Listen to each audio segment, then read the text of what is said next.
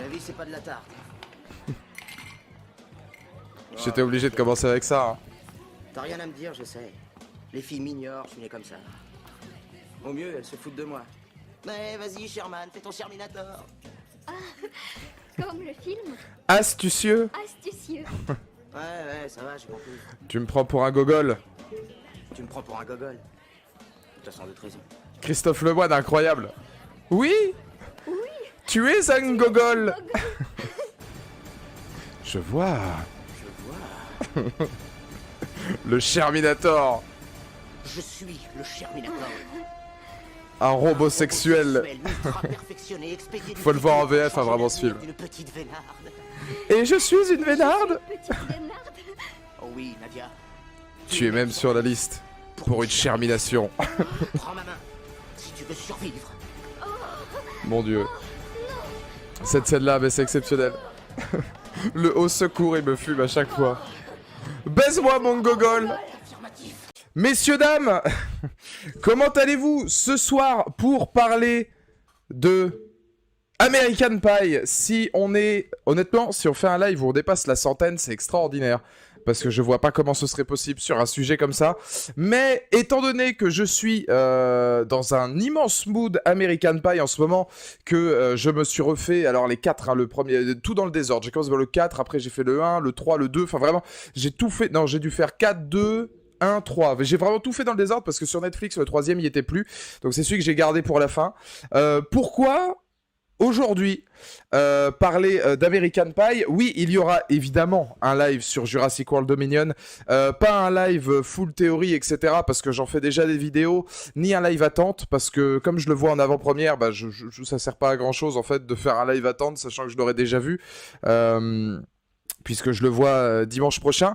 Par contre, Dominion, il y aura évidemment un live le dimanche suivant la sortie, donc du mercredi, histoire de se refaire tout ça parmi les questions qui étaient posées au début du chat. Et évidemment, pour les autres questions qui sont posées, oui, il y aura une critique autour de Better Call Saul, ça c'est une évidence. J'attends juste la fin de la série.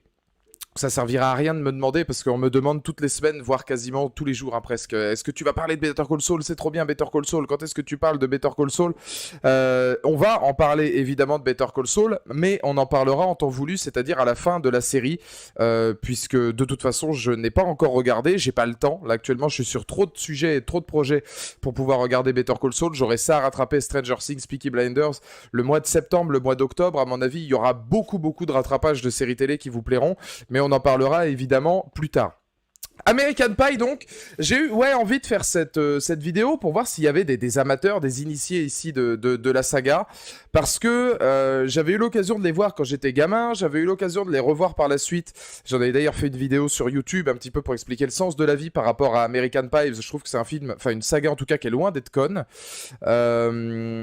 Je suis vraiment pas fan des spin-offs. En fait, je trouve que les spin-offs ne servent à rien, à part pour travailler le personnage d'Eugène Levy, donc de Levinstein, qui est exceptionnel.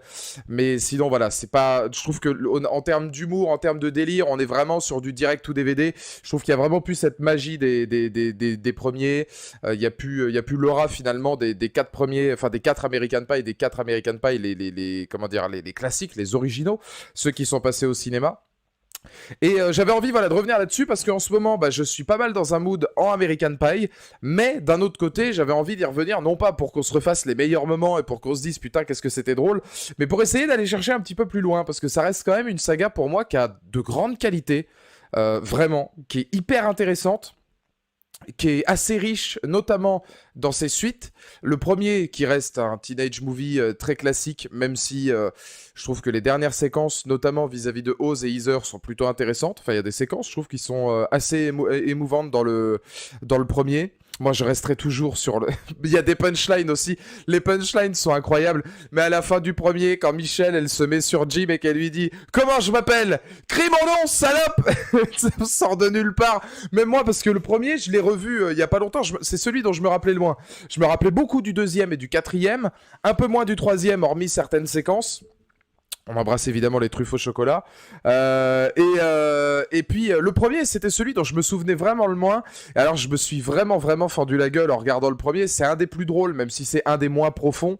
Mais le coup du Jim qui part là-dessus et qui est en mode « Crie mon nom, salope !» Et tu vois que lui, il est là « Jim, non mais Michel, toi c'est Michel !» C'est vraiment le pauvre vieux, tu sais. Il a rien demandé, le Jimbo, mais c'est extraordinaire. Et il y en a plein, des trucs comme ça. Ils ont toujours réussi, je trouve, American Pie, à gérer vraiment leurs intros. Ça, c'est indéniable. Les intros des longs métrages sont toujours très drôles. Je pense à l'intro du 4e aussi. Où il veut se faire il veut se faire un petit plaisir, il regarde un porno, ça marche pas, il se met sa chaussette, il retire la chaussette, la pauvre chaussette qui arrive sur la tronche du gamin. Enfin, tu t'en... putain, t'es là, franchement... C'est marrant, c'est vraiment le genre de comédie, moi, qui est très beauf et très con, mais qui me fait marrer.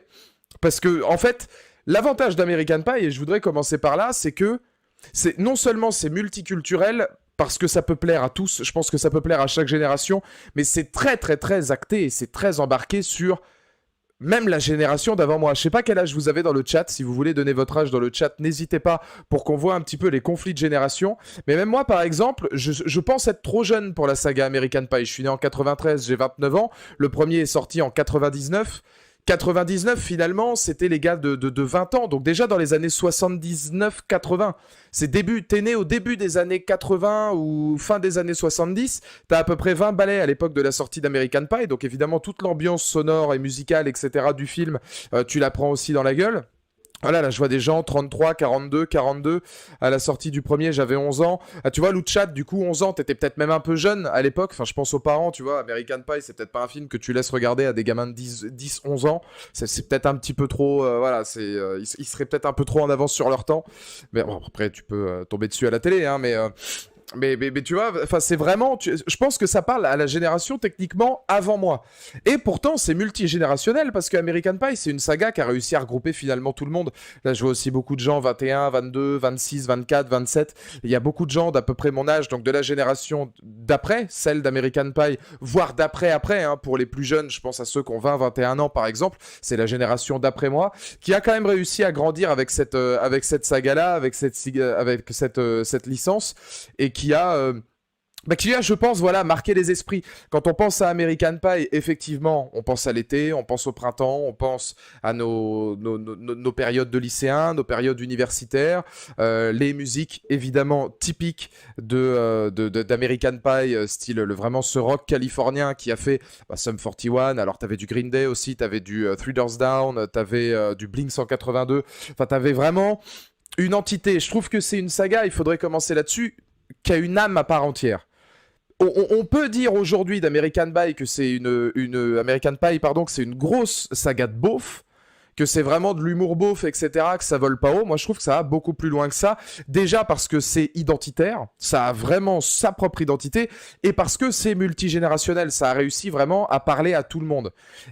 Et la chose, moi, que je trouve la plus intéressante Je l'ai pas encore vu, le trailer de Cassian Andor. De toute façon, ça m'intéresse pas du tout, donc je le regarderai vite fait, rapidement, mais c'était globalement le personnage dont je me carrais le moins hein, à l'époque de Rogue One, que j'avais trouvé exceptionnel. Sum 41 aussi, si je l'avais pas cité, ouais. Et alors là, qu'il fasse une série sur Andor, je regarderai peut-être pour les personnages annexes qu'il va y avoir, mais globalement, je m'en fous. Mais voilà, c'est vraiment une saga qui a réussi à marquer les esprits.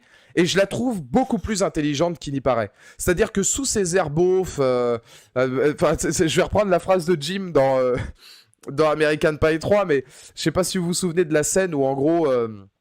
il fait genre d'avoir changé et d'être un petit peu BCBG pour Candice, la sœur de Michel. Et puis t'as Michel qui dit à Jim, mais il fait pas ça pour être gentil, il fait ça pour sauter Candice. Et donc du coup t'as Jim qui lui dit, oui mais non mais tu sais Michel, moi je vais te dire, c'est mon avis, mais je pense que derrière tous ces putain, c'est chier, c'est...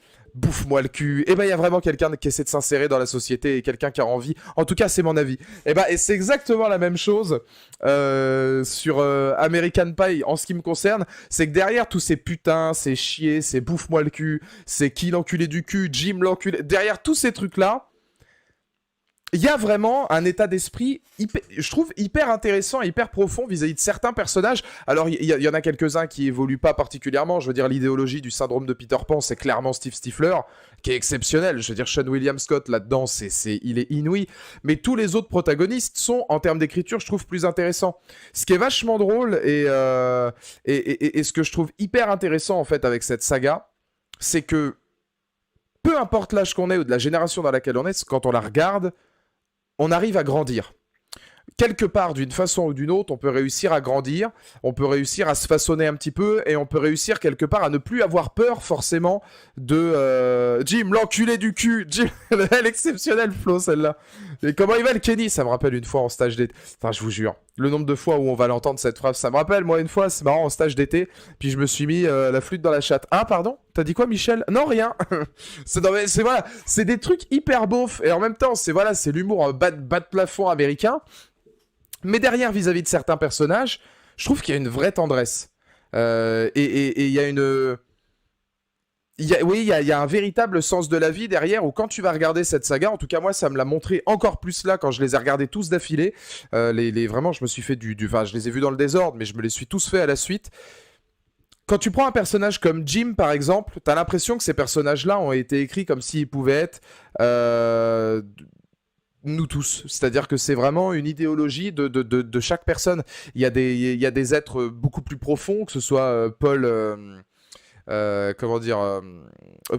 Finch, que ce soit Oz aussi. Je trouve que le duo entre Oz et Heather, par exemple, est vraiment émouvant et romantique. On voit très bien que là-dessus, que ce soit vis-à-vis de Oz ou de Heather, et même dans le 2 et même dans le 4e, puisque dans le 4e, ils sont séparés, mais on voit que la nana avec qui Oz lui correspond pas du tout. Il y a une vraie tendresse. Il y a une véritable tendresse, en fait, qui prend là. Et c'est un peu ça, Luchat, ouais. Tu passes Mais c'est ça qui est intéressant, en fait, puisqu'elle s'est déroulée sur plusieurs années. C'est de 99 à 2012. Mais tu regardes, enfin, du premier jusqu'au dernier. Et d'ailleurs, ils ont tous été des cartons. Bon, si vous voulez, puisque j'ai fait quelques recherches, le deuxième est celui qui a le mieux marché. Faut savoir que le premier avait passé les 2 millions d'entrées en France, avait été un immense carton dès le départ. Mais le deuxième avait fait 3 300 000, je crois, entrées. À reconfirmer, mais c'est les chiffres que j'avais vus. Le troisième, un petit peu moins. Il était redescendu à 1,9. Le quatrième, 1,2. Mais ça avait été quand même des gros succès. On passait les 200 ou 300 millions de dollars au box-office mondial à chaque fois pour des budgets en général de 50 millions. Ça a jamais vraiment trop ni augmenté ni baissé. Le premier a été 35 millions de budget. Les autres étaient aux alentours de 50 millions. Mais globalement, c'est une saga qui est culte aujourd'hui.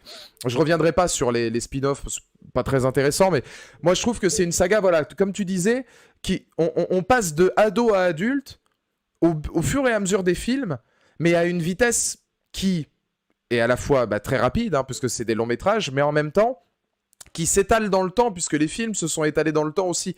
C'est-à-dire qu'on a pris le temps, en fait, pour les acteurs, etc., de gagner un petit peu en maturité, de gagner en vieillesse. Il y a eu plusieurs années d'écart entre le premier et le quatrième, ce qui rend, en fait, finalement, la chose clairement tangible. Et c'est ça que je trouve hyper intéressant. C'est que tu fais pas que passer adulte, t'apprends... le mariage, t'apprends à devenir père aussi, les responsabilités.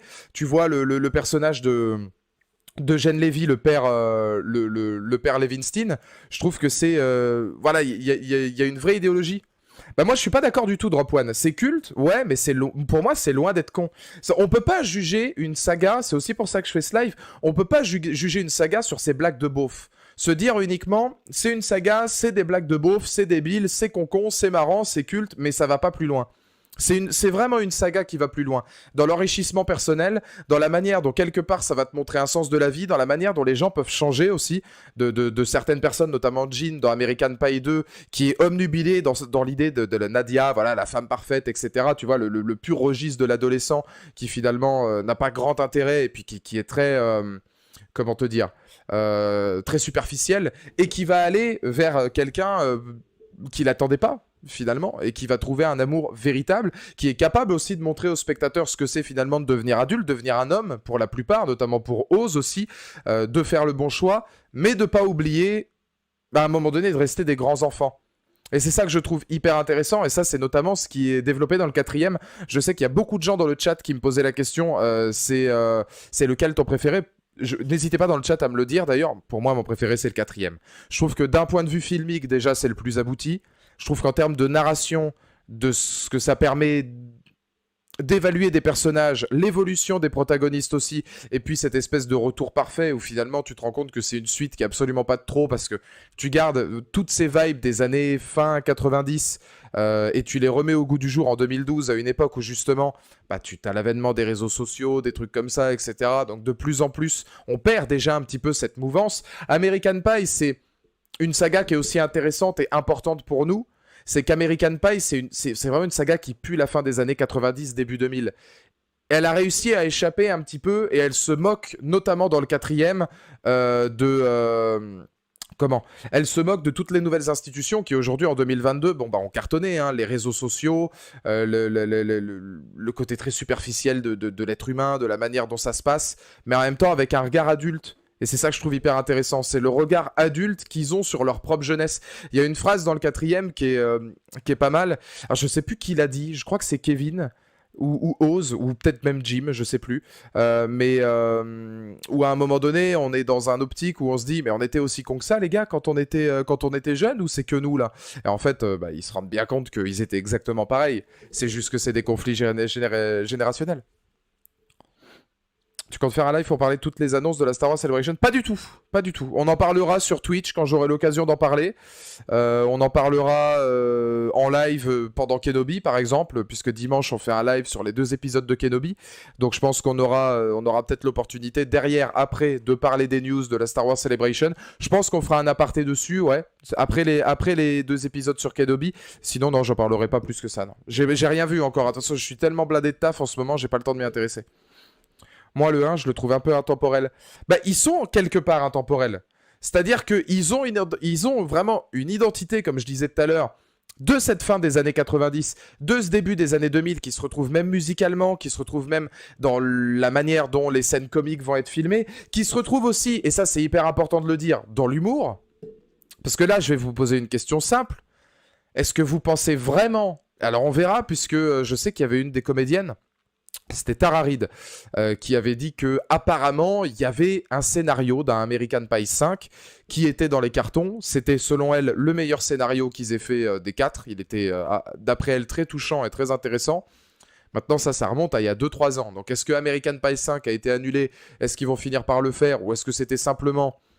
Bah parce que effectivement il y a peut-être eu quelques écrits, quelques idées comme ça qui ont popé, mais rien d'extraordinaire. Ça on saura vraiment, je pense pas, avant d'avoir peut-être une bande-annonce ou avant d'avoir l'officialisation de la chose. Mais ça devait se passer à Vegas. Ouais, il me semble qu'ils avaient prévu un gros truc, hein. Que c'était vraiment le scénario centré sur l'émotion et encore une fois le système de retrouvailles de tous les personnages, que c'était censé se passer ailleurs et qu'il allait avoir des choses intéressantes à prôner. Maintenant, est-ce que ça va se faire ou pas? Ça, j'en ai aucune idée. Mais oui, c'est ça qui est vachement intéressant avec cette saga. C'est que tu arrives à avoir ce pur esprit des années 2000, et c'est justement là que je voulais en venir.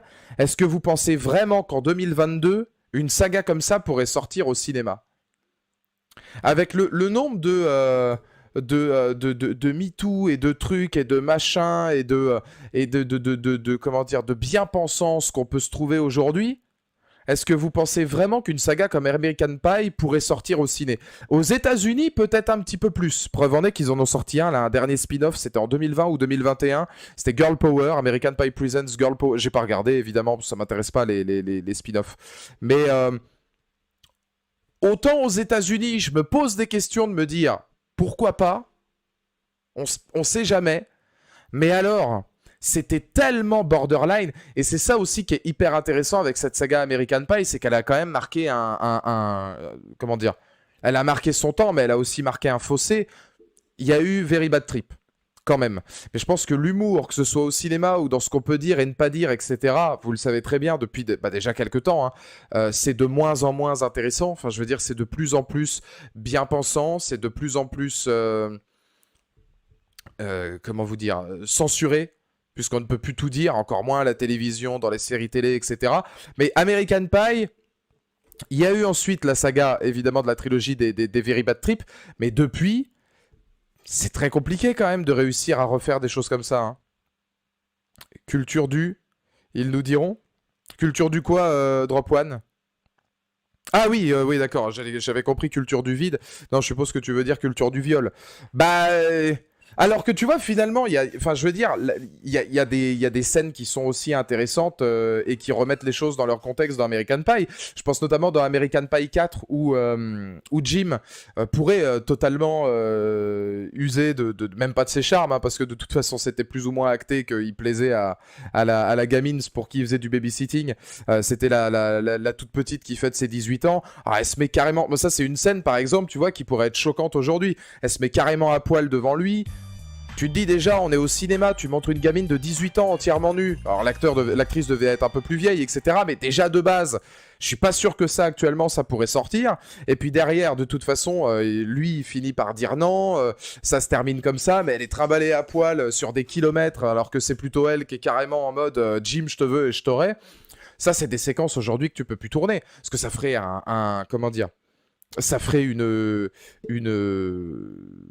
comment dire, un fouet monumental sur regardez comment American Pie montre le visage de la femme, etc. Ceci, cela.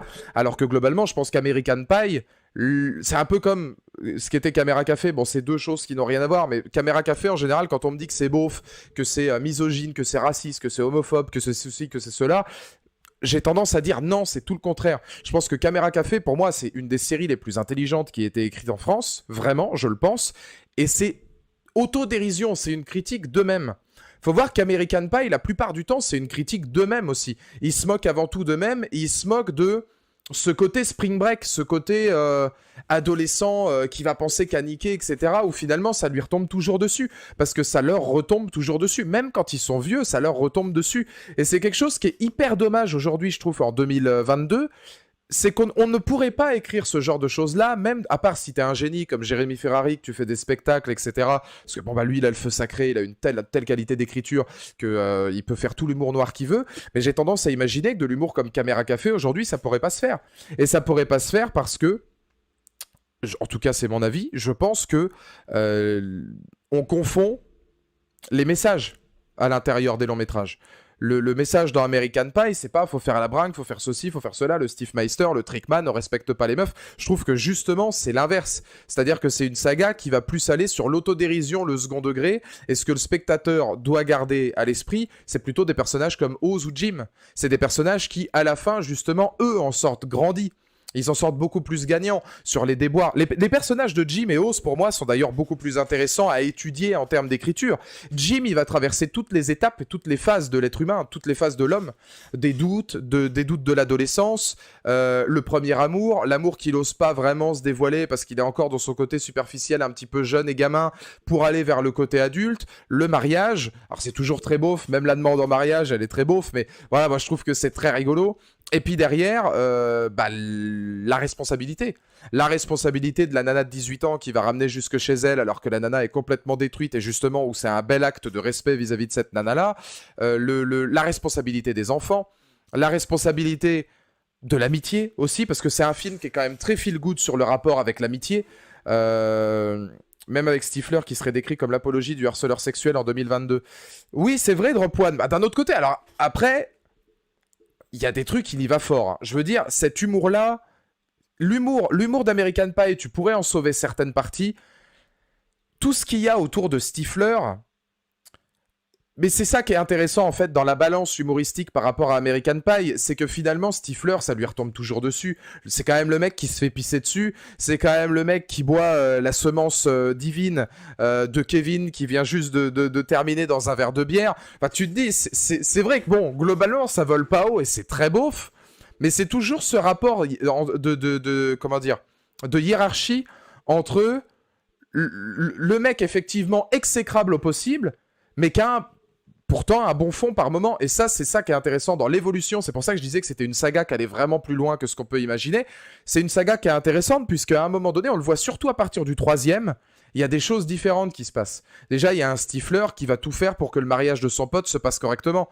Ne serait-ce que lui apprendre à danser pour pouvoir être au mariage. On pourrait se dire que c'est simplement parce qu'il veut faire un enterrement de vie de garçon, ceci, cela. Mais derrière, quand il voit que il fout tout en l'air avec les fleurs du mariage, et puis qu'il va aller se casser le cul à faire ça avec son équipe de foot, à tout ramener, à tout recréer, c'est pas uniquement pour cette nana-là. Candice qu'il a dans l'autre. C'est simplement parce que, bah, à un moment donné, c'est leur gland à eux, tu vois. Et eux, ils leur redonnent finalement dans le 4e en allant le chercher, en lui permettant une fois, peut-être la dernière, on sait pas, d'être le Steve Meister. C'est-à-dire, moi je le vois un peu comme la dernière brève, si tu veux. C'est-à-dire les amis de Stifler qui savent que c'est un peu un gland, qui savent que voilà, s'il est pas là, il n'y a pas d'ambiance, mais d'un autre côté, c'est le dernier des casse-couilles. Je sais de quoi je parle, parce que moi, en général, quand je sors avec des potes, je suis régulièrement comme ça. Je veux dire, je suis un peu Steve Meister sur les bords, dans le sens, je vais faire des vannes à tout le monde, je vais être hyper vanneur, hyper tacle, hyper ceci, hyper cela, je suis hyper speed. Alors c'est vrai qu'on peut se dire, putain, il casse les couilles de ouf, mais d'un autre côté, au moins, ça met de l'ambiance. Et lui, c'est exactement la même chose.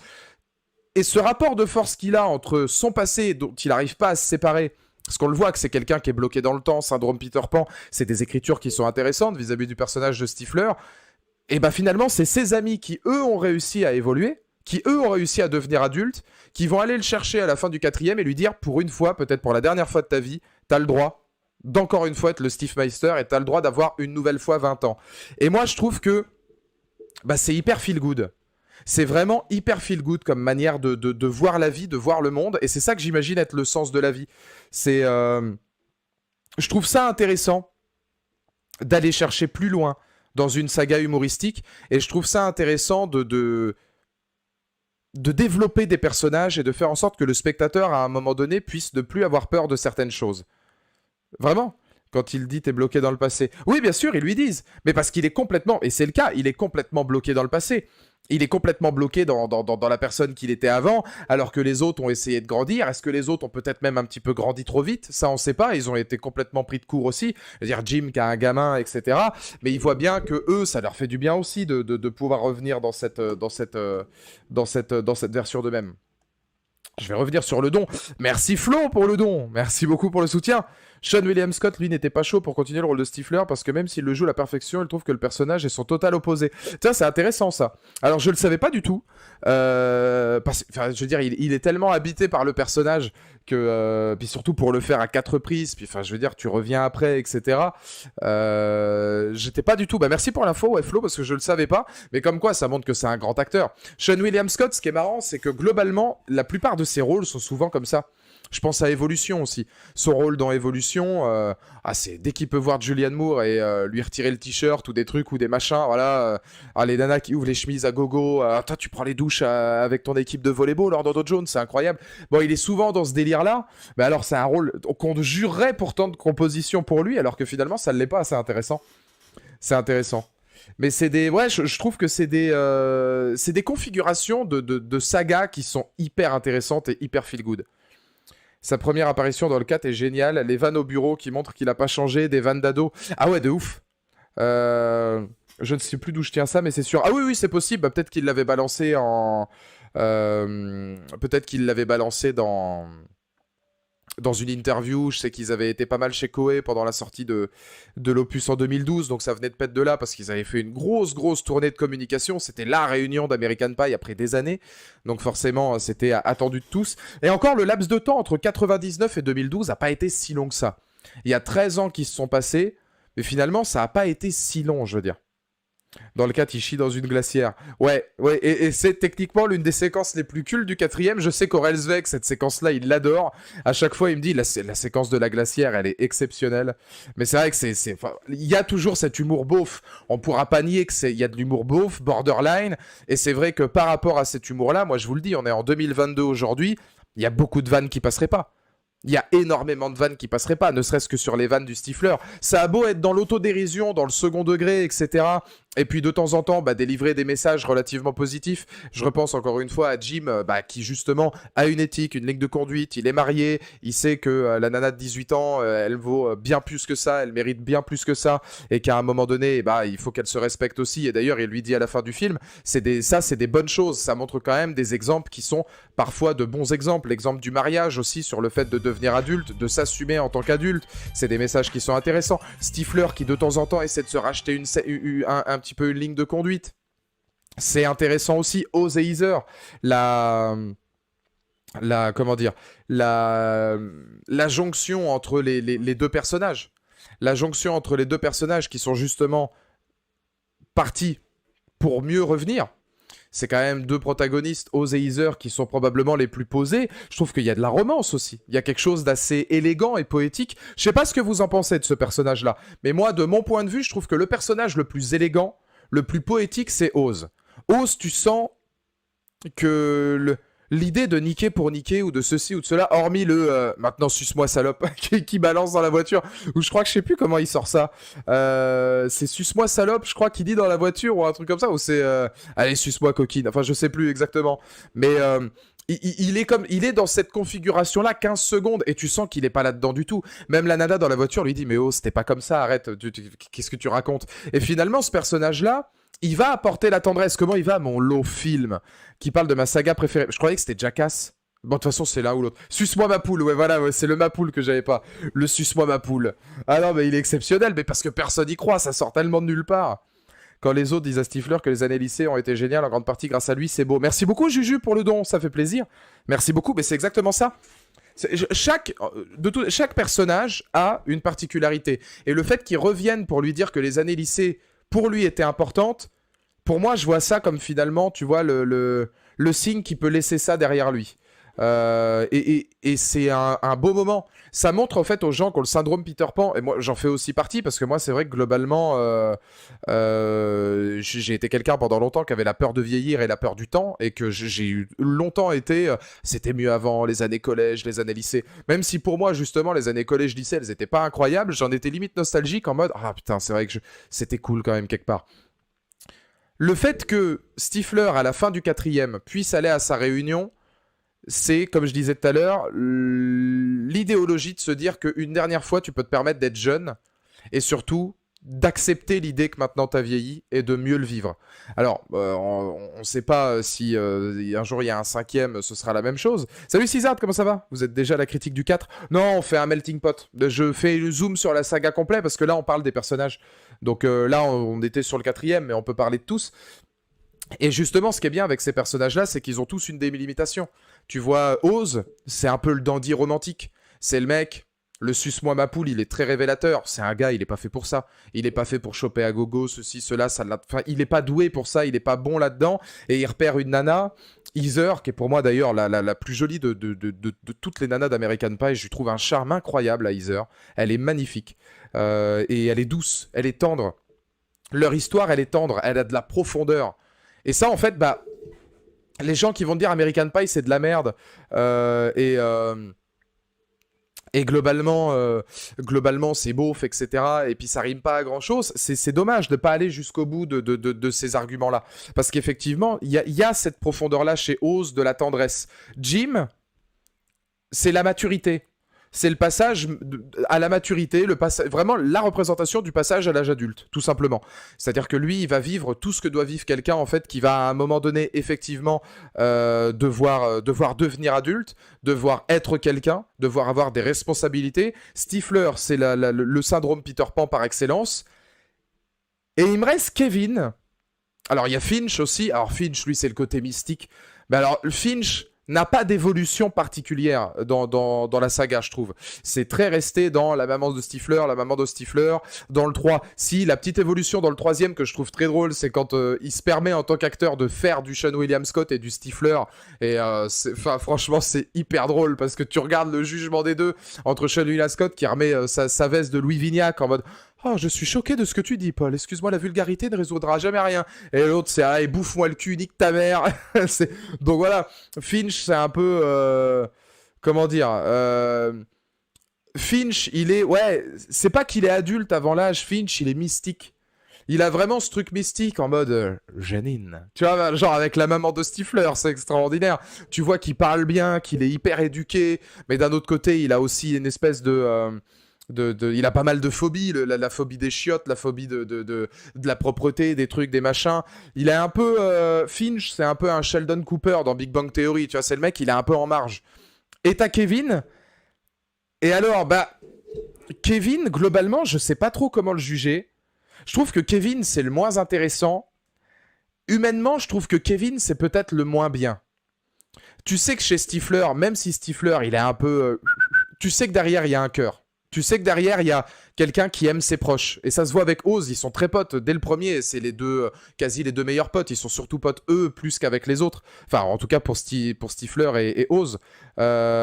Kevin, ouais, il est hyper toxique. Kevin, il est toxique. Bah, c'est un peu cette représentation-là. Sauf que lui, il n'a pas énormément évolué jusqu'au 4e.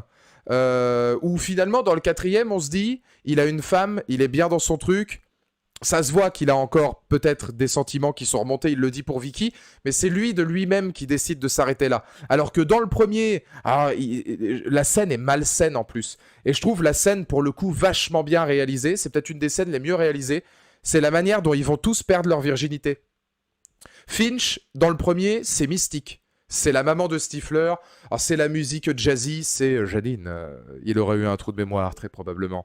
Et c'est... Voilà, c'est... Il est dans ce côté un peu mysticisme, tu vois. Ta Oz, c'est l'élégance, c'est la classe. C'est... Voilà, c'est... on n'était pas prévu pour le faire, on avait dit qu'on ne le ferait pas, je te respecte, mais d'un autre côté, ça se fait. C'est hyper tendre, les musiques changent. Jim... Bah Jim, c'est voilà, tu te prends tout dans la gueule d'un coup parce que t'es l'adulte qui va se prendre une ogive. C'est comment je m'appelle, crie mon nom, salope. Et c'est très stéréotypé. Et ensuite, t'as Kevin. Et Kevin, c'est hyper malsain la manière dont il le fait parce que tu te rends compte que ça se passe pas du tout comme il veut, qu'ils se rendent compte que finalement il n'y a pas d'amour entre eux. Elle s'en rend compte pendant l'acte que c'est pas du tout ce qu'elle voulait. Et c'est la représentation de la première fois en fait qui ne marche pas du tout. Et honnêtement, je trouve que la scène est vachement bien ficelée parce que t'as vraiment les 4 séquences en même temps, c'est-à-dire que c'est vraiment plan après plan, tu vois les 4 séquences qui se déroulent à peu près au même moment, etc.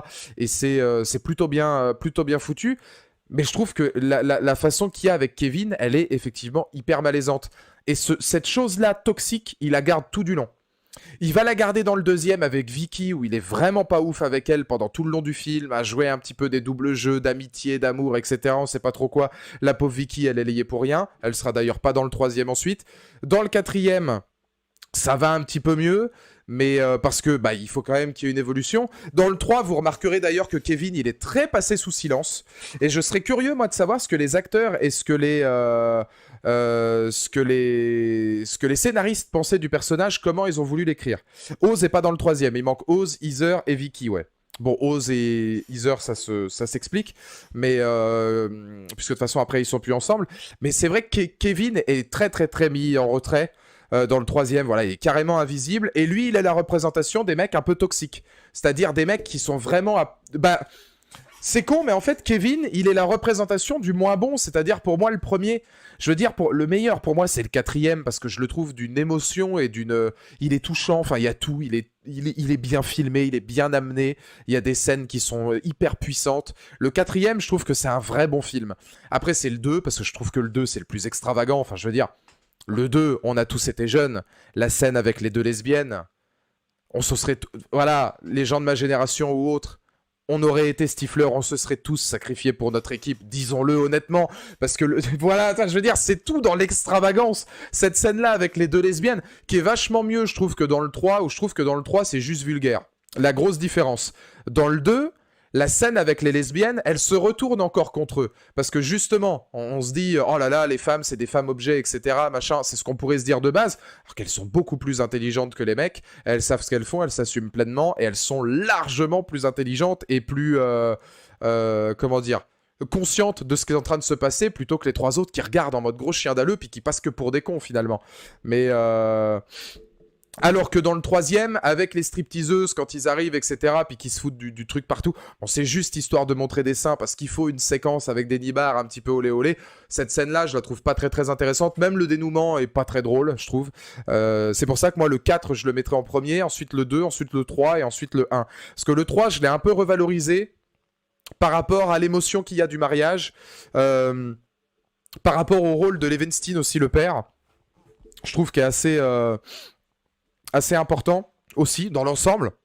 Et le père dit des choses sensées. C'est clairement la moins sexy des scènes. Ouais, c'est vulgaire, c'est pas intéressant. T'es pas mal à l'aise devant, tu vois, mais je veux dire, bon, autant je trouve que dans American Pie 2, la scène des lesbiennes est à mourir de rire. elle est à mourir de rire. Mais même sur ce qui se passe derrière, quand t'as quand t'as le mec au barbecue avec le talkie-walkie, son gamin il récupère, et puis t'as l'autre qui est là, et puis tu vois le mec, t'entends le gamin qui dit ça, vas-y bouffe-moi le cul, il va lui rendre le talkie en mode, je comprends pas papa, il y a quelqu'un qui m'appelle, c'est pas bien. Puis le père il a pas faim, tu sais, t'as sa femme qui lui dit, au fait c'est prêt là s'il te plaît. Ouais voilà, et puis que t'as le père qui lui sort, j'ai pas faim je te dis. Enfin c'est extraordinaire. Quand t'as Oz qui monte à l'échelle et puis qui voit les deux mecs se rouler une pelle et puis qui est en mode, oh non bah je crois que c'était ton tour en fait, puis qui rend la place à Kevin. Enfin c'est drôle, c'est viscéralement drôle parce que déjà les femmes elles ont vraiment bah, c'est elles qui maîtrisent la situation, et le revirement de situation des mecs qui finissent par se faire baiser, c'est très drôle. Et puis surtout, c'est tous les éléments qu'il y a autour, quoi. Avec dans les bars et dans les cafés, ils entendent les et puis qu'ils sont tous comme ça, genre ah la vache, même les flics et tout. Enfin, moi je trouve que c'est vraiment vraiment très drôle. Le deuxième, j'ai tendance à dire que le deuxième c'est un des plus drôles. Le deuxième, c'est le Sherminator. Avec la musique de Terminator et la Shermination avec Nadia, le baise-moi mon gogol, il est extraordinaire. Enfin, je veux dire, faut aimer ce genre d'humour-là, mais c'est fabuleux. Ah non, mais pareil, Ace, moi, c'est à chaque fois, je regarde ça, je suis mort. Attends, je sais pas si toi, ça t'a fait marrer comme moi, Ace, mais je te sors la phrase. Attends, parce qu'il y a Kenny, c'est un bon pote à moi qui est dans le chat. Et, la dernière fois qu'on s'est vu, on l'a gueulé, mais 1000 fois. C'est dans le deuxième... C'est thank you. On va voir si vous retrouvez la scène. Merci à tous, vous avez été beautiful. Et moi je suis Peter, le trombonator. Et j'ai une énorme paire de couilles. Mais tu sais pas pourquoi il dit ça, il est possédé le mec. Elle est extraordinaire cette scène. La scène où il fait du trombone devant tout le monde là avec ses mouvements de tub, mais c'est n'importe quoi. Et le truc j'ai une énorme paire de... Ça sort de nulle part. Mais c'est ça qui est incroyable. Défonce-toi man, défonce-toi. C'est fabuleux. Je suis désolé mais c'est fabuleux. Il y en a trop des phrases comme ça qui sont stellaires. On en parlait, Smoothie aussi, quand t'as Michel dans le 3 qui dit oh Jim, mais il fait pas ça pour être gentil Stifler, il fait ça pour sauter Candice. Elle le dit, elle est tellement mignonne quand elle le dit, c'est incroyable. Fais-nous planer à mort. La VF. Ah, non mais la VF de toute façon les gars, Damien Witeka, Christophe Lemoine... t'as la VF de Jack Gyllenhaal qui reprend Oz aussi dans le 4 pardon. T'as juste Jérôme Powell, mais qui est, enfin voilà, Jérôme Powell qui est oh oui ma biche, vas-y dis-moi que ma bite est grande comme celle de Stifler. Voilà, c'est exceptionnel. Franchement c'est très très drôle. Mais c'est très drôle, mais on remarque aussi que voilà, il y a de la profondeur. C'est une saga qui a pas manqué d'être humaine. C'est une saga qui s'est pas dit on va juste faire un projet X ou projet X, il n'y a rien à garder parce que c'est juste de la teuf pour de la teuf et il n'y a pas de fond, il n'y a rien, enfin je veux dire c'est pas très intéressant. Là eux ils ont pas oublié d'être humains derrière. Le père de Levinstein, il dit des phrases qui sont hyper profondes, enfin je pense que tous on a été là en se disant c'est des discussions limite, c'est hyper gênant mais... C'est toi quand tu seras daron, tu te dis moi j'aimerais bien avoir les mêmes discussions avec mon gamin parce que peut-être que ça peut l'aider, tu vois. Et... parce qu'il est hyper gentil, il est hyper attachant, Levinstein. Il a de temps en temps des phrases, comme je le disais, qui sont vraiment profondes et intelligentes par rapport à la situation, etc. Puis derrière, il te sort des phrases lunaires. Quand il dit ah oui, il m'arrivait évidemment, Jim, de culbuter ta mère très souvent. Elle était d'ailleurs très friande de ce qu'on appelait la brouette thaïlandaise. Alors oui, ça c'était ça. Oh, je la culbutais matin, midi et soir. Et puis Jim, il est en mode... mais... arrête, c'est bon, je veux pas les détails. Mais ça, c'est pareil. C'est... Ah, mais c'est ça, Guillaume, il est gênant de ouf. Mais... quelque part, tu sens que Jim, ça l'aide. Et jusqu'au brunch. C'est ça qui est très... Et jusqu'au brunch. Genre, vraiment, à quel moment tu te dis, je la culbute jusqu'au brunch. Attends, c'est dans American Pie 4 où il rencontre la maman de Stifler. Cette scène-là aussi, elle est incroyable. Quand il rencontre la maman de Stifler, t'as les flics qui finissent par arriver et T'as le père qui commence à sortir de la... le père qui commence à sortir par la fenêtre. Foutez le camp. Je suis sûr que c'est pour moi, vous m'aurez pas. Puis qui court, il court là en train de remettre sa chemise alors que les autres ils en ont rien à foutre. Non, ils m'auront pas, courez. Bah, c'est exceptionnel. La flicaille, voilà, c'est ça, ouais. La flicaille, c'est la flicaille. Courez, la flicaille. Non, mais je trouve que c'est vraiment bien écrit en termes d'écriture humoristique. Parce que c'est des situations, en fait, où tu te dis, c'est pas possible.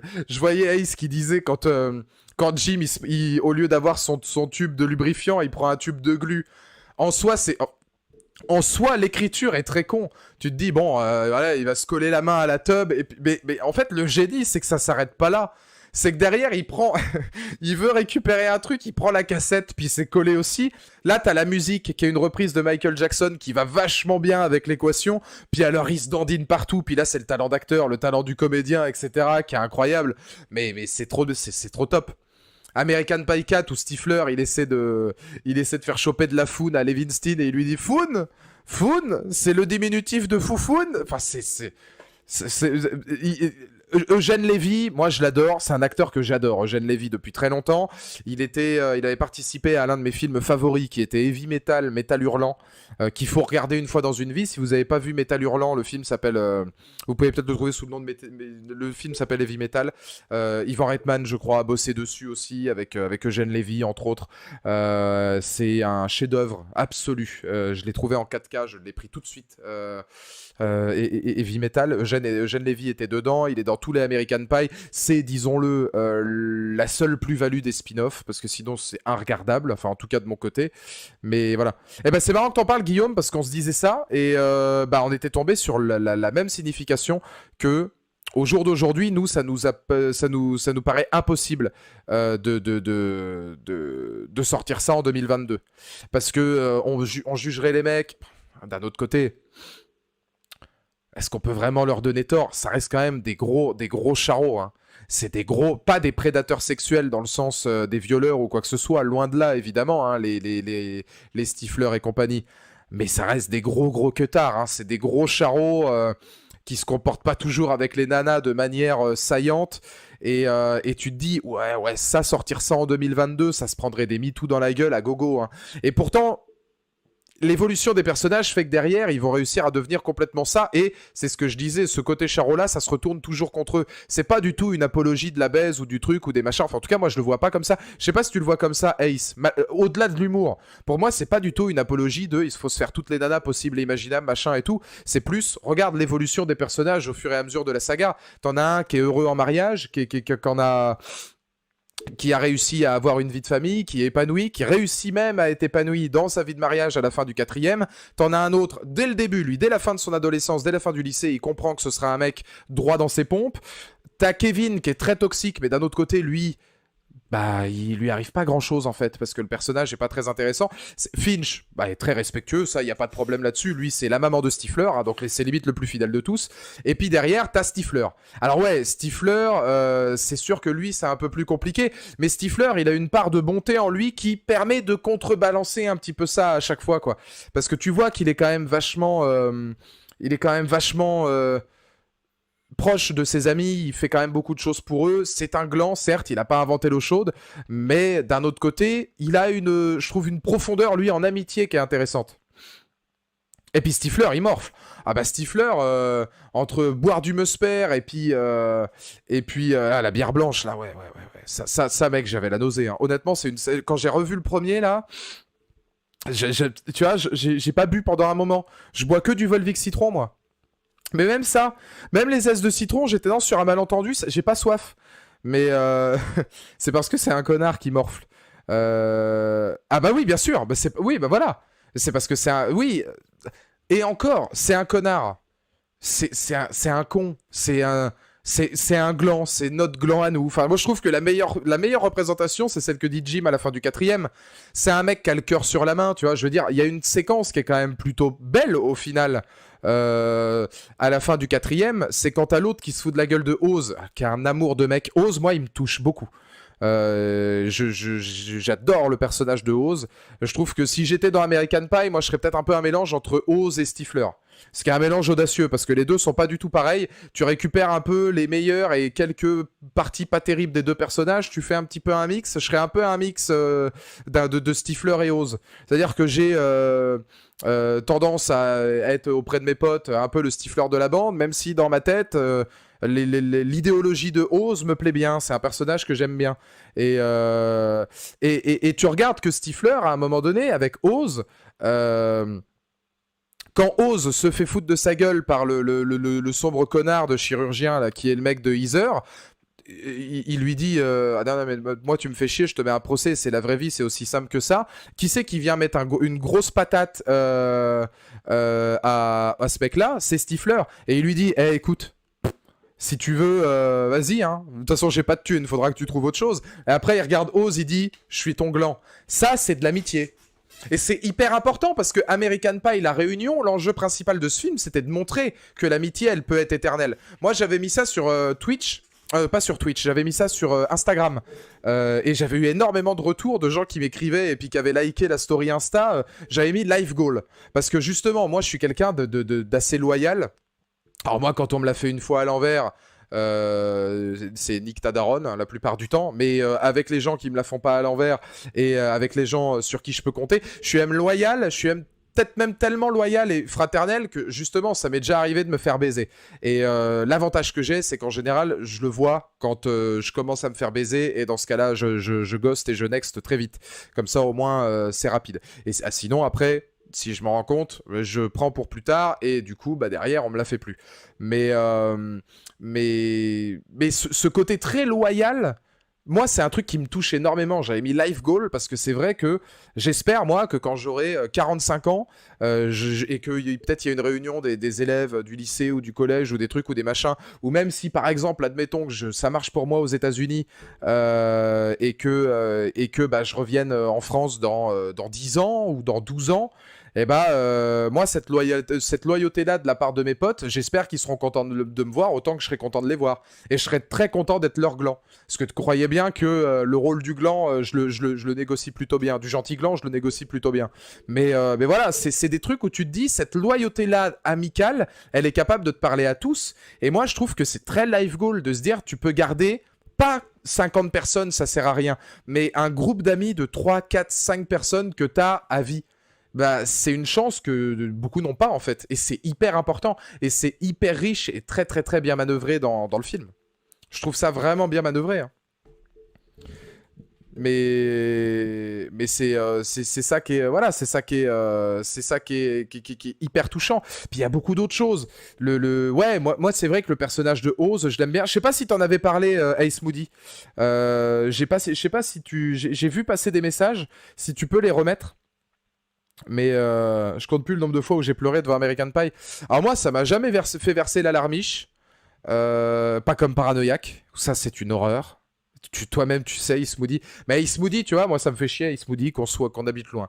Parce que moi, je le dis, et je l'avais déjà dit quand j'avais fait pas mal de live, que ce soit avec lui ou quand il est là. En vrai, Ace Moody, moi, ça me fait chier qu'on habite si loin parce que je pense qu'on on s'entendrait hyper bien. Déjà, niveau cinéma, l'avantage que j'ai avec Ace, c'est qu'on a des goûts quasi similaires. Mais en fait, on n'a pas que kiffé les films. Genre, on les a vécus limite de la même manière. C'est rare, ça. C'est rare d'avoir des gens qui se disent t'as vu Dog Pound de Paranoïaque, bah putain tu l'as vécu de la même manière. Et c'est parce que surtout Dog Pound c'est pas un gros film quoi. Et ça m'étonne pas que c'est un film qui était touché parce que moi sans avoir chialé sur American Pie pour autant parce que ça reste un film drôle. Donc moi je suis plus pris par le comique, il y a des passages que je trouve très émouvants où tu sais t'as le petit rictus. T'as pas l'alarmiche mais t'as le petit rictus, c'est un feel good, t'es content pour eux en fait et t'espères peut-être que toi ça va t'arriver. Que peut-être un jour tu seras Jim et puis que tu vas courir un peu à gogo et puis que tu vas trouver ta Michelle quoi. Je veux dire, j'en avais déjà parlé de cette anecdote-là, moi, du fait que une nana pour qui j'étais très très très très très attaché. Je lui avais mis la musique des Gardiens de la Galaxie parce que c'était à l'époque du deuxième et j'avais pris une enceinte. J'étais carrément allé sur son lieu de travail au cinéma. J'avais posé l'enceinte avec du Sam Cooke et j'avais dansé la danse que font Star-Lord et Gamora sur l'accueil du cinéma avec elle. C'est un peu ce que fait Jim avec son trombone, tu vois, en mode le mec il arrive avec son trombone, il en a rien à foutre, il fait son duo avec Michel et puis après il dit ce sera l'une de nos plus belles histoires. C'est des segments de vie où tu te dis il y a une passation entre American, je trouve, entre American Pie et le spectateur que d'autres comédies n'ont pas. Very Bad Trip, je trouve ça drôle, ça m'a jamais parlé émotionnellement. Ça m'a jamais touché, j'ai pas vu d'évolution majeure dans ma personne après les avoir vus. American Pie, c'est un film, je trouve, qui a une notion d'évolution des personnages qui arrive à toucher aussi et impacter le spectateur, je trouve. Les passages de baisse de rythme juste avant la fête, genre quand Jim veut même plus faire le défi dans la première, ça me brise à chaque fois, tu sens toute sa haine pour lui-même. Bah, il y en a plein, ouais, et ça, c'est des trucs beaucoup plus profonds qu'il n'y paraît. Parce que là, tu sens que il y a un peu de mal-être chez eux quand même. Chez tous, même d'ailleurs. Beaucoup de mal-être chez Kevin, même si c'est celui qui le montre moins. Je pense qu'il y a... il pourrait pas agir comme ça. Là, on peut faire un petit peu comment dire... on peut faire un petit peu l'étude, la psychologie de comptoir. Je pense que Stifler, c'est quelqu'un qui a énormément souffert. Un personnage comme ça... connaissance de cause et même en règle générale dans le milieu du cinéma quand tu vas regarder les trublions, les mecs extravagants, les trucs, les machins, la plupart du temps c'est des mecs qui ont souffert, qui cachent un truc, au moins qui cachent un truc, c'est sûr. Et puis tu le vois, Stifler, je connais pas on sait peu de choses finalement sur son père à Stifler, mais quand tu vois sa mère, tu te dis bon, c'est chaud, hein, c'est chaud. C'est compliqué pour lui quand même d'avoir une mère comme ça. Bon, tu te dis, putain. C'est un film de meuf pour mec. Voilà comme je résume American Pie. C'est un film de meuf pour mec. Bah en vrai, ouais, c'est un peu ça, ouais. C'est un peu ça, ouais. C'est la première fois qu'on voit des mecs sensibles vivre des histoires d'amour dans un film grand public. On sait beaucoup de choses. Bah c'est... Ouais, c'est un petit peu ça, ouais. C'est un petit peu ça. C'est l'idée de se dire, ouais, film de meuf pour mec. C'est pas idiot. C'est... Ouais, t'es attaché à ces mecs-là, t'aimerais être un peu comme eux, t'aimerais être ceci, t'aimerais être cela, et puis t'essaies voilà, qu'ils fassent les bons choix, t'as envie qu'ils fassent les bons choix, t'as une image affecte en fait qui s'en détourne. Toute la storyline de son père a été supprimée du 2, ça a été tourné. C'était quoi du coup l'idée Ace? Ça doit... J'imagine un truc où son père, soit il l'avait frappé, ou c'était un gros queutard qu'on avait rien à branler de son gamin, qui les a délaissés, qui s'est barré, ou un truc comme ça, ou peut-être même qui est mort avant, j'en sais rien. Mais connaissant le Stifler, moi j'imagine un père dans ce délire-là. C'est un père qu'on avait rien à foutre, et puis que du coup lui il a un peu d'éteint comme ça, mais par carapace quoi. Un peu genre Sawyer dans Lost. C'est un peu le délire, bon bah moi je suis un peu devenu l'arnaqueur que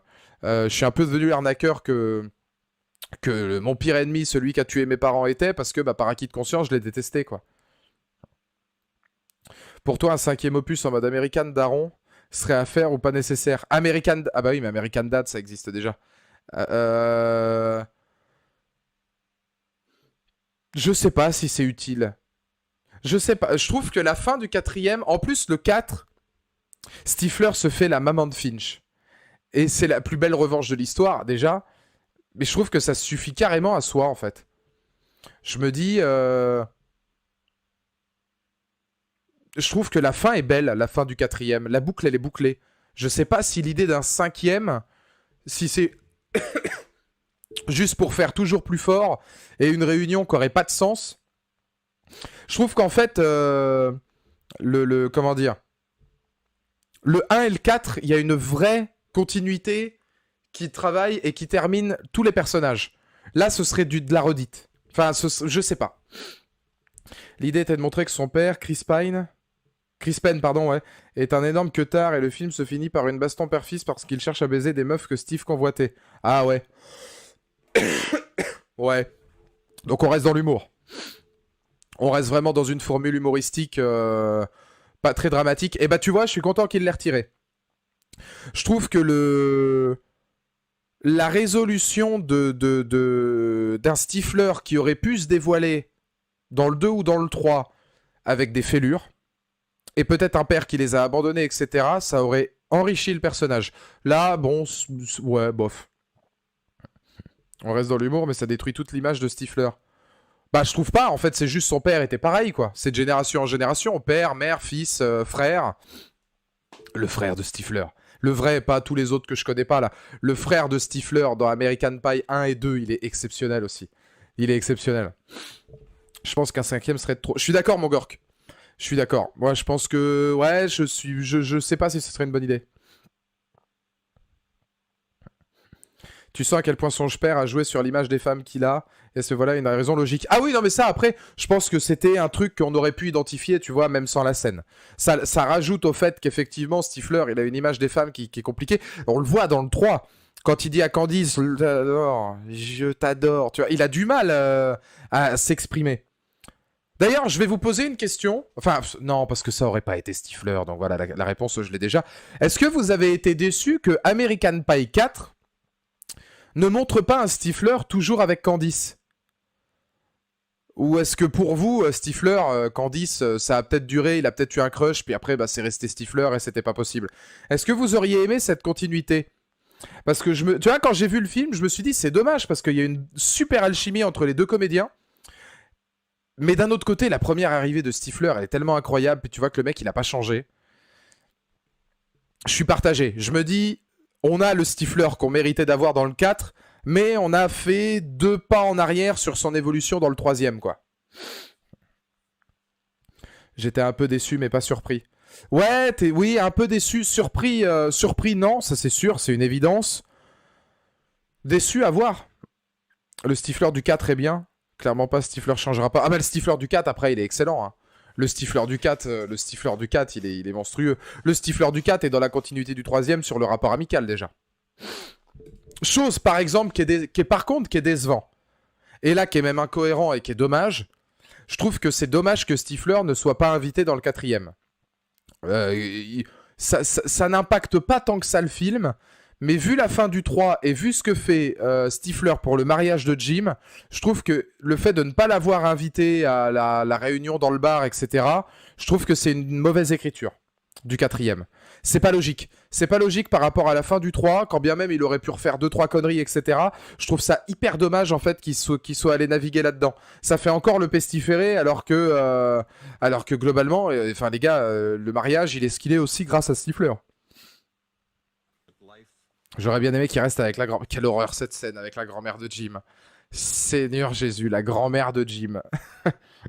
Ah ouais, le passage avec la grand-mère de Jean, il est phénoménal aussi. Hein. Je suis perso déçu quand même qu'on ait supprimé toute la story de son daron, déjà pour Chris Penn, mais justement, c'était une belle entrée d'un côté dramatique dans la saga, et ça amène bien le changement du 3, du coup. Bah ouais, moi, tu vois, c'est ça le truc, c'est que le côté dramatique, là, de ce que t'en as dévoilé, je le vois pas. Moi, j'aurais vu de l'humour entre 2 gros queutards qui veulent baiser les mêmes gonzesses, tu vois. Ça m'aurait pas tiqué tout de suite le côté dramatique. J'aurais plus vu ça comme... comme le petit frère qui essaie de soulever les mêmes meufs que son grand frère, tu vois. Comment termine Stifler dans le 4 ? Il se tape la maman de Finch et il termine par lui dire juste avant la fin du film. Juste avant le générique de fin, il fait Finch, j'ai baisé ta maman. Hein, quoi, pardon ? C'était vraiment genre dit comme ça en mode hein, pardon ? Mais ouais, ça termine, pour lui, ça termine comme ça. Ça termine sur ça. Kevin termine bien son amitié avec Vicky. Jim retrouve goût à la vie avec et retrouve son statut de mari et femme au lieu de celui de père et mère avec Michel. Et Oz retrouve Heather. Et c'est bien, parce que c'est parmi les scènes les plus touchantes du 4e, je trouve.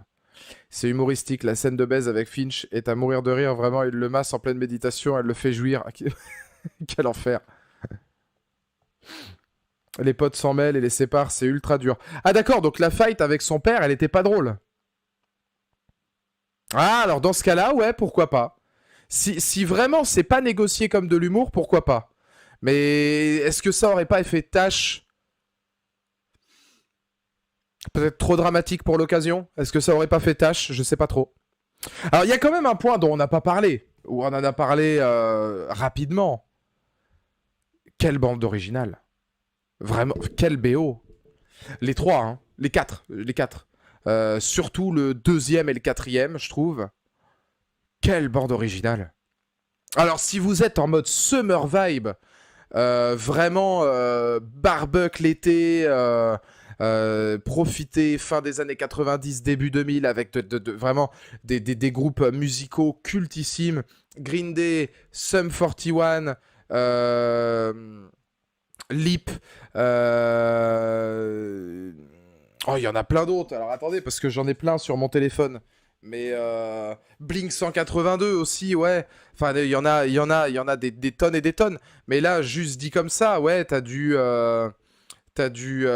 Sum 41. Moi, c'est tous les morceaux que j'ai remis dans ma playlist après les avoir vus. Mais Fat Lip de Sum 41, Third Eye Blind, Graduate, elle est incroyable. Into Deep de Sum 41, forcément. Into the Mystic de Van Morrison, qui est une superbe chanson au moment où Michel et Jim sont en train de danser dans le mariage. C'est très très chill, c'est très coulant.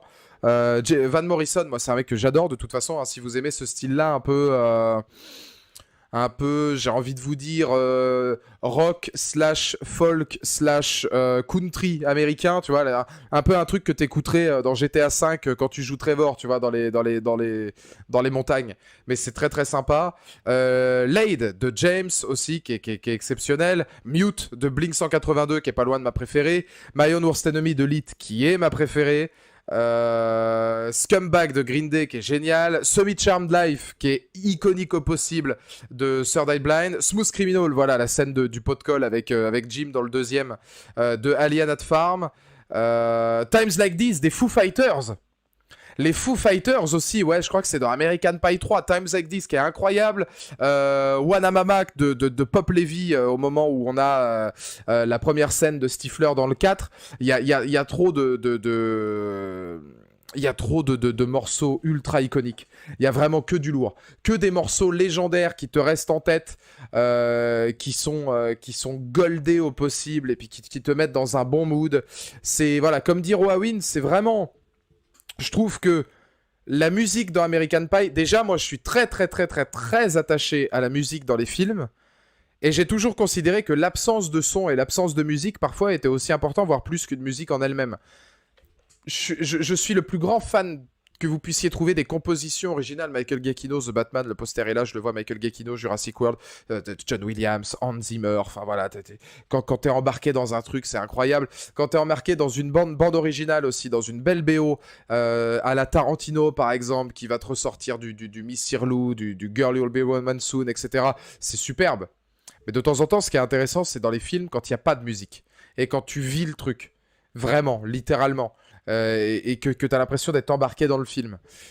L'absence de musique peut être importante, mais la BO ou la composition, surtout la BO là pour des films comme ça, c'est hyper poignant parce que, comme dit Roawin, c'est une identité à part. Ça peut te sublimer ou t'enterrer un film, en fait, une bande originale. Et je trouve que sur American Pie, c'est typique générationnel, mais c'est absolument parfait. C'est absolument parfait. C'est des musiques qui, aujourd'hui, quand tu penses à Sum 41 Into Deep, tu penses à American Pie. Tu vois, Ace, l'une des scènes que je préfère, moi, d'American Pie, parce que t'en parlais tout à l'heure de scènes qui t'avaient marqué. Moi, c'est une scène que j'adore refaire en général avec mes potes quand on est en soirée. C'est la scène d'American Pie où il y a Into Deep de Sum 41. Ils ont tous leur gobelet, puis ils se saluent tous comme ça avec leur gobelet. Alors t'as la flasque de Finch, la petite bière. Il est tellement classe, Oz, la petite bière avec le petit clin d'œil. Et ça, c'est le summum pour moi de l'amitié. C'est-à-dire, t'es à une soirée, il y a plein de gens un peu partout, mais d'un autre côté, t'oublies pas de revoir un peu où sont tes potes, tu regardes, et puis juste le petit mouvement de verre qui te dit... C'est pour la vie. On sait, voilà, on sait qu'on passe un bon moment. C'est une scène culte. C'est culte, mais en même temps, c'est hyper... Enfin, la musique te met ça, en fait. La musique te met ça en tête vraiment très, très, très fortement. Parce que ça englobe un peu ce côté summer vibe hyper intéressant. Mais derrière, c'est iconique par rapport à l'amitié qui sont en train de se montrer simplement par des gestes. C'est une belle scène juste par de la gestuelle, etc., machin. Alors, et puis qui termine dans la foulée, mais c'est beau, je trouve, hein. La réal aussi, ouais, la réal, elle est simple. Mais même, voilà ce que tu dis, ouais, la musique, la réal, le jeu d'acteur. Je veux dire, la réal, point par point, tu vois, qui va faire les personnages et puis qui va remonter. La caméra qui remonte un petit peu pour toute la soirée, qui commence par Kevin en train de danser, puis qui les montre tous. Comme si, tu vois, la caméra pouvait s'en aller d'eux. Comme quoi, il y a un peu de profondeur de temps en temps dans American Pie. Je sais pas si c'était voulu comme ça, mais qui s'en vont d'eux comme si, tu vois, bah, c'était l'été qui se terminait. La caméra représente un peu ce côté summer mood. Ça se termine. Leur innocence qui se termine aussi. Ça y est, ils lèvent leur verre à la vraie fin de leur innocence. Avec Jim qui a trouvé sa nana. Avec Kevin qui assume d'être qu'un ami avec Vicky. Avec Oz qui est avec Heather, etc.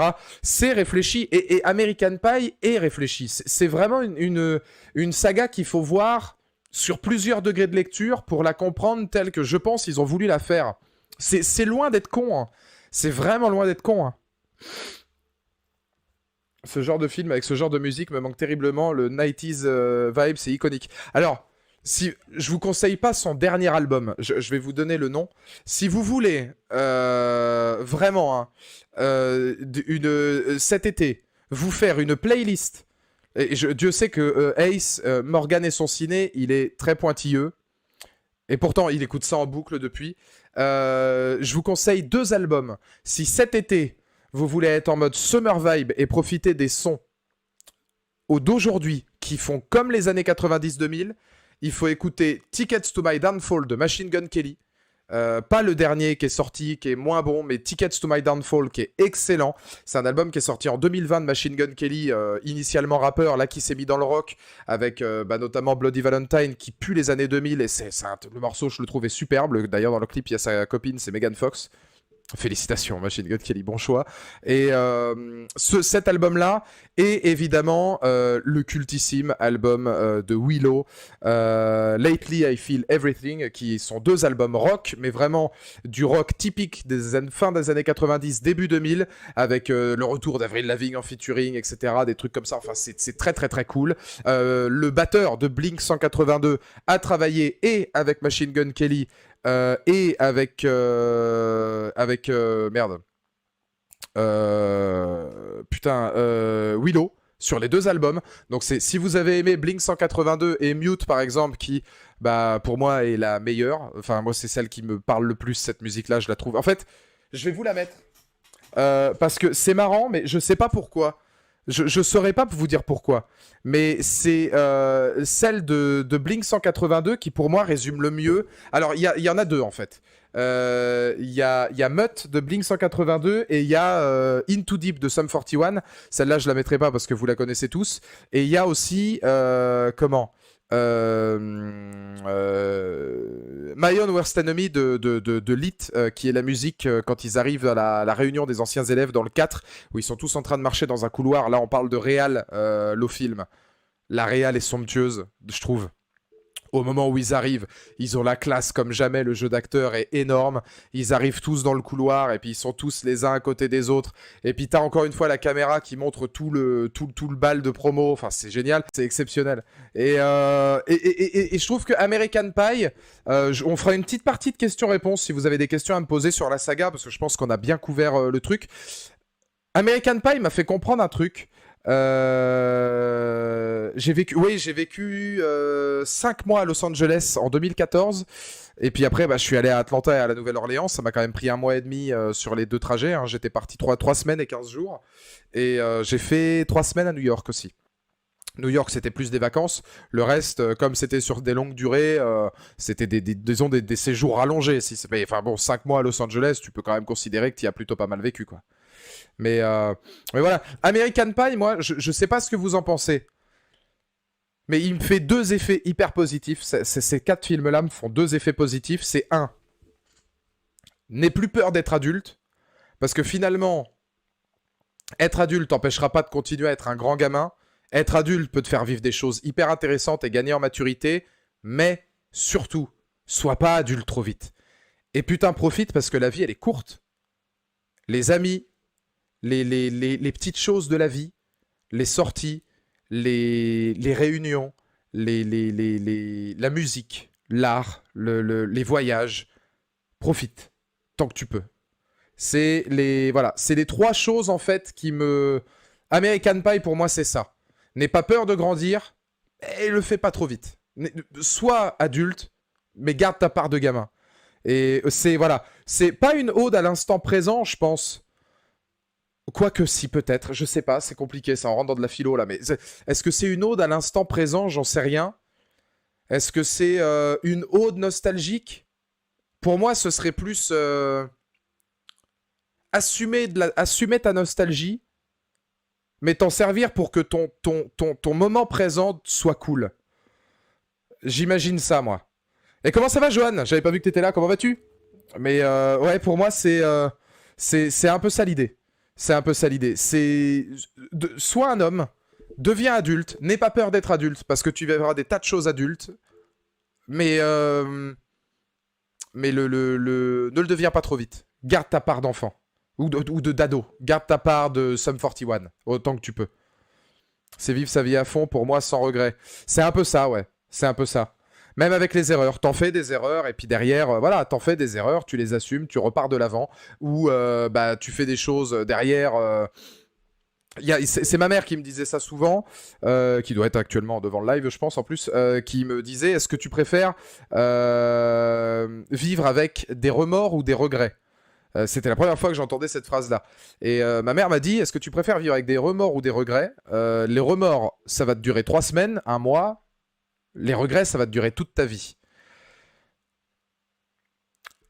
Je préfère avoir des remords que des regrets. Maintenant, derrière, les remords, il faut pas que ce soit au détriment des autres. C'est-à-dire, tu peux avoir des remords d'avoir fait du mal aux gens. Dans ce cas-là, j'irais plus à dire, essaie d'éviter de faire du mal aux gens. À moins qu'ils l'aient vraiment mérité. Mais dans ce cas-là, essaie d'éviter ça, de base. Mais sinon, si c'est par exemple une question d'opportunité ou des choses ou des trucs, est-ce que tu vas avoir des remords si tu tentes une opportunité ou si tu acceptes simplement de vivre? Peut-être, sur le moment. Voilà, tu as des remords où tu te dis, fais chier, demain, je dois me lever tôt parce que ceci, parce que cela. Un exemple tout con, hein. Mais voilà, c'est... oh putain, demain je travaille tôt, j'ai des potes qui me proposent un godet ou je sais pas, qui me proposent un ciné ou quoi. Tu vas avoir des remords en rentrant parce que tu te dis merde, putain, il est minuit, il est 1h. Dans le pire des cas, Lucas qui est là ou Kenny pourrait nous le dire parce que nous actuellement c'est beaucoup plus, il est 6h, faudrait peut-être rentrer.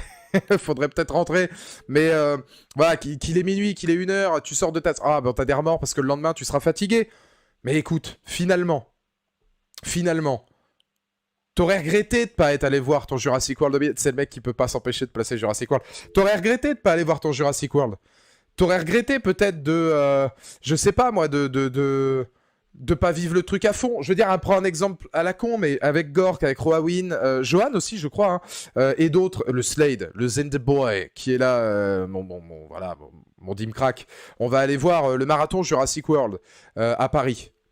J'aurais pu me contenter simplement de le voir en avant-première à Royan. De me dire, bon, c'est pas grave, c'est 2 jours après. J'aurais pu même m'arranger pour aller le voir 1 jour plus tôt, plus près de chez moi. Parce que je crois qu'il y a des séances pas trop loin qu'il le passe le 4. J'aurais pu le regarder le samedi 4 ou au lieu du dimanche 5. Est-ce que j'aurais regretté? De ouf. De ouf.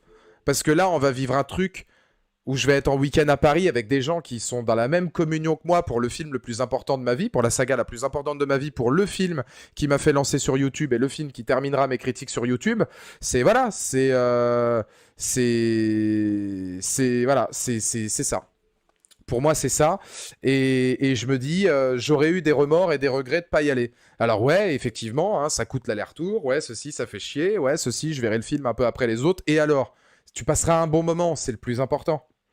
Vers vide, vers plein, tout ça. Ah bah après, moi, tu sais, le film, je pense qu'on est à peu près pareil, toi et moi, par rapport à nos goûts et par rapport à comment on les ressent, donc ça va pas t'étonner. Kenny est là, par exemple, il pourrait le dire. Moi, je suis quelqu'un de très up and down. Hein. Je peux avoir des jours où je suis au sommet et où je suis le roi du monde et vraiment confiance en ce que je fais, j'aime ce que je fais, j'aime ce que je suis, sans en faire des tonnes, mais simplement bien, tu vois, dans sa tête, etc., dans un good mood. Et alors le lendemain, être dans un état de dépression sidérale qui peut me durer 3 semaines. Ça m'arrive malheureusement régulièrement. C'est pas être, comme dirait Jean-Claude Van Damme, bipolar, c'est ça? C'est pas comme Jean-Claude Van Damme. C'est pas être bipolaire, mais c'est être très changeant. Je suis très... ayant fait pas mal de dépression ces dernières années, ouais, ça peut varier très très vite. Et tu vois, la question de verre vide, verre plein, Bah honnêtement, une saga comme American Pie, aujourd'hui, je sais que c'est une saga qui me permet d'aller mieux. C'est très feel good. Là où Paranoïaque, j'adore ce film, c'est pas un film qui me fait aller bien. Paranoïaque, c'est de la nostalgie, pas négative, mais c'est de la nostalgie qui me touche tellement plus profondément, tu vois, que c'est plus compliqué, tu vois. Alors que derrière, American Pie, c'est juste feel good. C'est voilà, c'est un truc, tu prends une piqûre de trucs chill, quoi. Sinon, qu'est-ce que tu penses des tortues de mer? Faut demander ça à Kenny, Lucas, il est dans le chat. C'est lui le principal. C'est lui le roi des tortues de mer. Moi, tu sais, moi, depuis le Kraken de Pirates des Caraïbes. Paranoïaque avec Shia LaBeouf, ouais.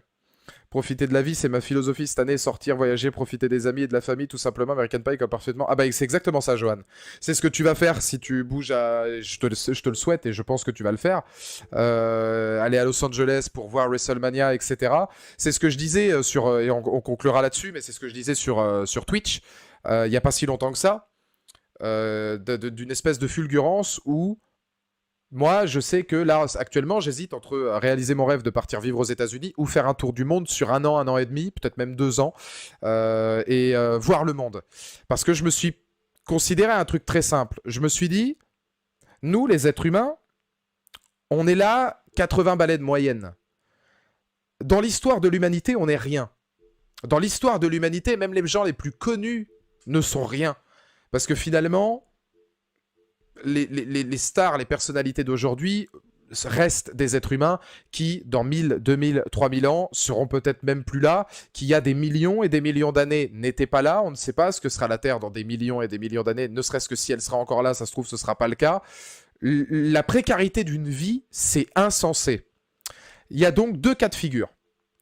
Il y a le cas de figure où on se dit qu'on l'accepte, et il y a le cas de figure où on se dit on l'accepte, mais c'est pas parce qu'à un moment donné la vie est courte que je vais pas essayer de faire en sorte que mon existence à moi devienne exceptionnelle.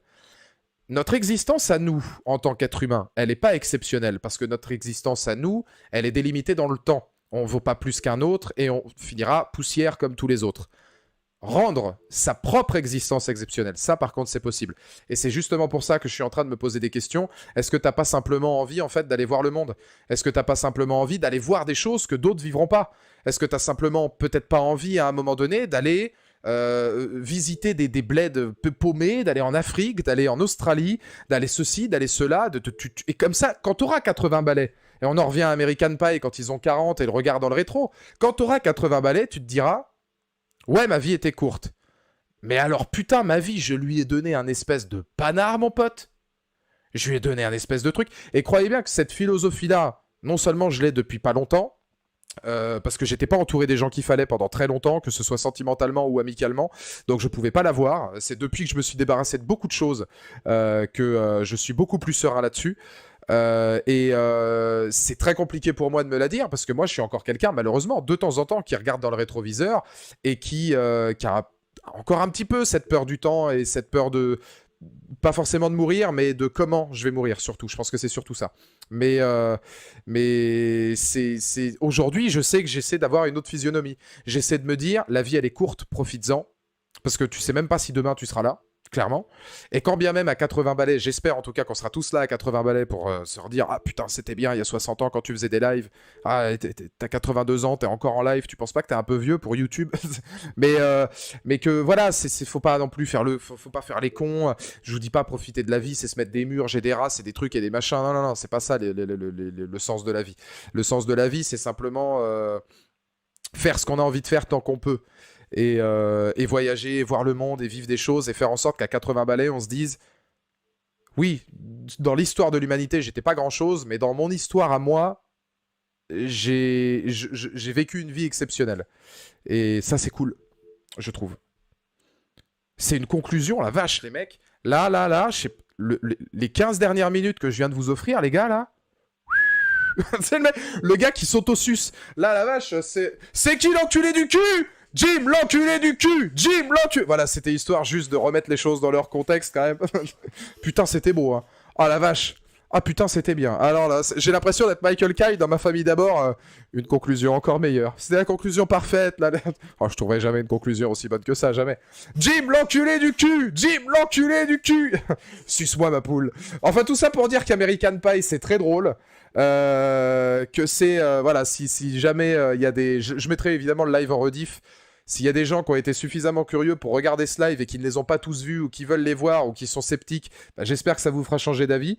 Mais voilà, c'est une saga que j'adore. Je m'en suis rendu compte encore plus là récemment en la regardant que je suis très très très attaché à cette saga-là. Là, j'attends qu'un truc, hein, c'est d'être le mois prochain pour la pépay et me commander les 4 Blu-ray sur Amazon. Il me faut les Blu-ray dans la collection maintenant, c'est sûr.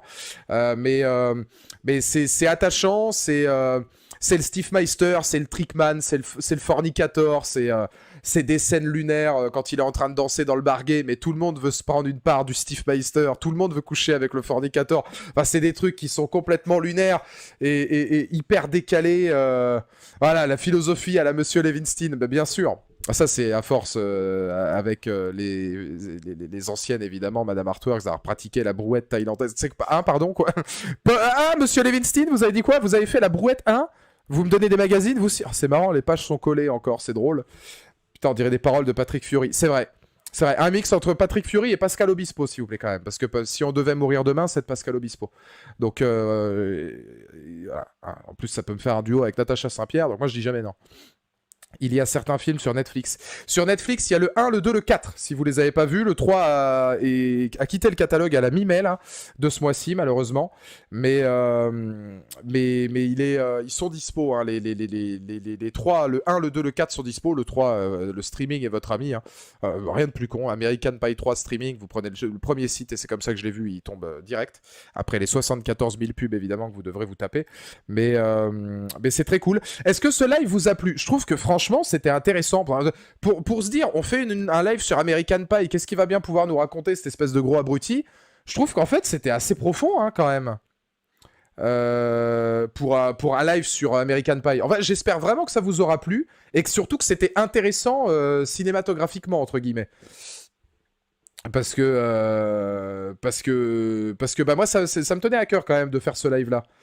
Et comme le disait Kenny, c'est vrai que on reste quand même les seuls mecs qui se couchent à 5h du matin, qui font attention à leurs potes, qui vont à la salle, qui se déchirent et qui battent des records en séance de dos pour terminer par faire un live jusqu'à 22h30 et même pas être fatigué.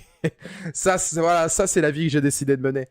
C'est les mercredis, pré-jour férié où tu te dis ce soir, non, je sors pas. Allez, bon, si tu veux, mais juste un verre, puis tu rentres, il est 5h. Voilà, c'est comme ça. Ça, c'est des soirées à la Steve Meister. En ce moment, je me fais un objectif de reprendre le flambeau du Steve Meister et de faire vivre à mes amis des soirées American Pie, des soirées Steve Meister. Je suis encore à la recherche du Sherminator. Mais il faut avec Ace Moody qu'un jour on fasse une soirée comme ça. Je le dis, je le fais, ça se fera avant que je parte aux États-Unis l'année prochaine. Voilà, je pars techniquement en septembre 2023, en tout cas j'espère. Il faut que j'ai vu Ace Moody avant septembre 2023 et il faut que l'été prochain, avec Ace Moody, on se soit fait un truc comme ça. En vrai, Ace Moody, je te lance même carrément l'info parce que c'est bon, maintenant on se connaît bien, tu fais partie des meubles.